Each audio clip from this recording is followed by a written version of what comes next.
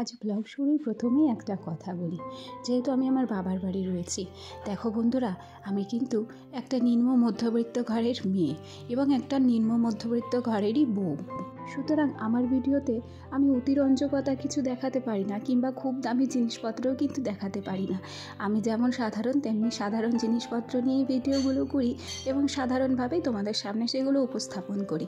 তবে যদি তোমরা আমাকে ভালোবাসো তবে আমার সাধারণ জিনিসপত্র দেখেই ভালোবাসবে, আর যদি তোমরা আমাকে ভালো না বাসো, অর্থাৎ তোমাদের ভালোবাসা যদি অর্জন না করতে পারি, হাজারো দামি জিনিস দেখালেও কিন্তু ভালোবাসাটা পাবো না। আজকেও ইন্ট্রোটা একটু পরে দিই, তার আগে তোমরা পাখির কলরবগুলো শোনো, কত সুন্দর।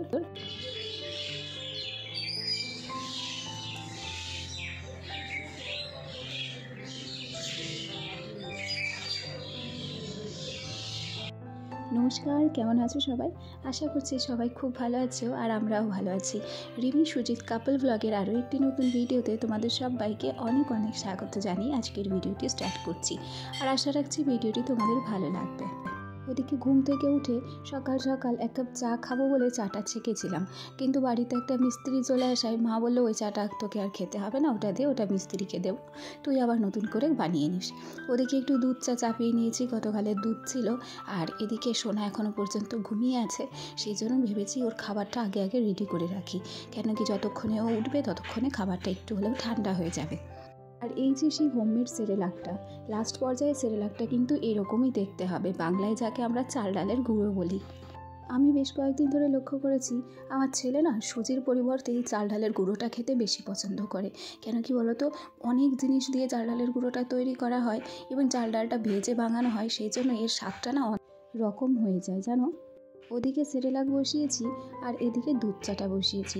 আজকে বেশ ভালো করে চা চিনি একটু বেশি করে দিয়ে দুধ চাটা করছি, কেন কি শীতের সকালে এক কাপ চায়ের মূল্য যে কতটা তা শুধুমাত্র আমরা চা প্রেমীরাই জানি, তাই না বলো?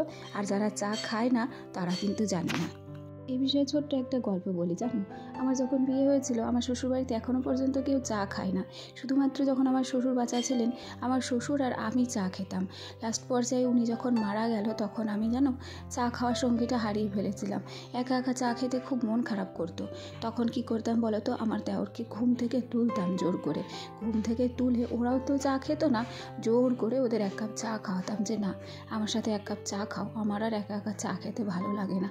কেন কি বলো তো, আমি তো আমার চা খাওয়ার সঙ্গীটাকেই হারিয়ে ফেলেছিলাম তখন সদ্য।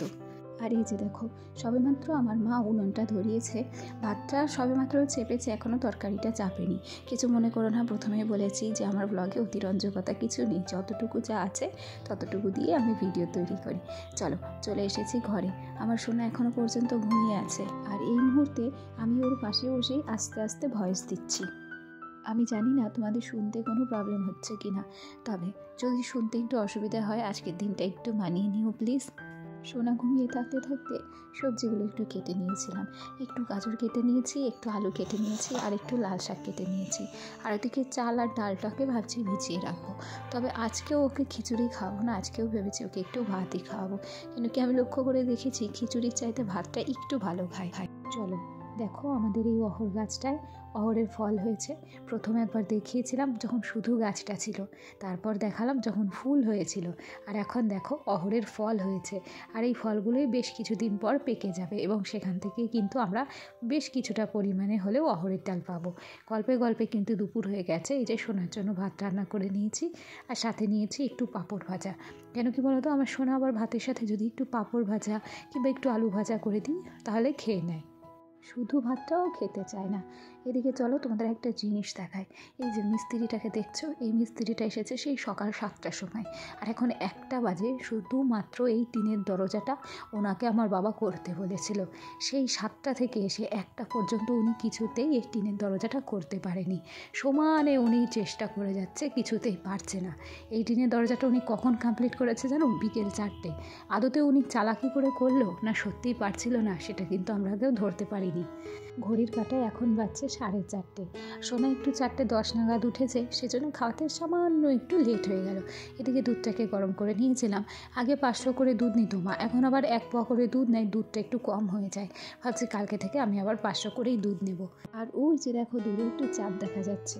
এখন দেখবে বিকেলটাকে তো ধরে পাওয়া যায় না, বিকেল হতে হতেই সন্ধেও হয়ে যায়। আর সন্ধে হওয়ার সাথে সাথে এখন আকাশের চাঁদটাকে কিন্তু অর্ধেক হলেও দেখা যায়।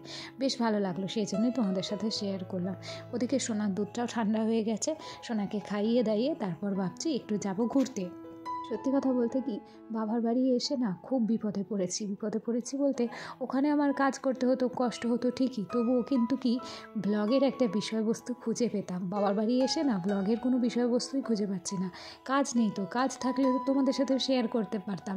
আর কাজ বাবার বাড়ি এসে কেউই করতে চায় না। বাবার বাড়ি এসে না সত্যি বলছি কুঁড়ে হয়ে গেছি। আর তোমরা আমার গলার ভয়েস শুনে বুঝতে পারছো যে বাবার বাড়ি এসে ঠান্ডাও লাগিয়ে ফেলেছি। ওদিকে বর আমার গলার ভয়েস শুনে রীতিমতো বকাবকি করেছে যে উল্টোপাল্টা কী এমন করেছো যে তোমার ঠান্ডা লেগে গেছে। বিকেলের দিকটাই সোনাকে নিয়ে একটু মাসি বাড়ি এলাম। সেখানে এসে দেখছি রীতিমতো হনুমানের তাণ্ডব মাচিয়ে দিয়েছে। একটা ধরন্ত পেঁপে গাছ সেটাকে পুরো ভেঙে দিয়েছে। আর কতগুলো পেঁপে দেখেছো ধামাতে করে রাখা আছে, অতগুলো পেঁপে কিন্তু এই গাছটাতে ছিল। এদিকে বিকেলের দিকটায় মাসি এবং দিদা কী করছে, কালকে ডালের বড়ি দেওয়া হবে সেজন্য ডালগুলো বেটে রাখছে। মনে হচ্ছে কালকে আর রোদ উঠবে না, যেন কি হয় বড়ি দিলে না বড়ি দেওয়ার দিনকে রোদ ওঠে না। সত্যি সত্যিই কি বড়ি দেওয়ার দিন রোদ ওঠে না, সেটা কিন্তু আমার আগামীকালের ব্লগে তোমরা দেখতে পাবে। এদিকে আসলাম একটু এই সাইডটাতে।